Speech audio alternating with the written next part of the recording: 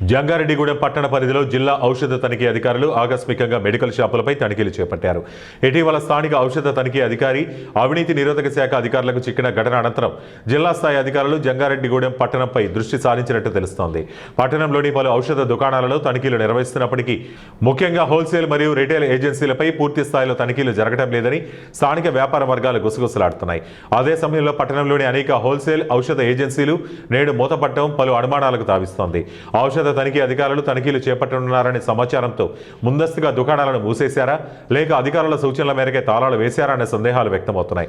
ఏదైనా సంఘటన చోటు చేసుకున్నప్పుడు మాత్రమే తనిఖీలు నిర్వహిస్తూ మిగతా సమయాల్లో పర్యవేక్షణ లోపిస్తుందనే ఆరోపణలు వినిపిస్తున్నాయి. ఈ నేపథ్యంలో పట్టణంలోని కొన్ని మెడికల్ షాపుల్లో నిషేధిత మందుల విక్రయాలు జరుగుతున్నాయనే ఆరోపణలు కూడా వెల్లువెత్తుతున్నాయి.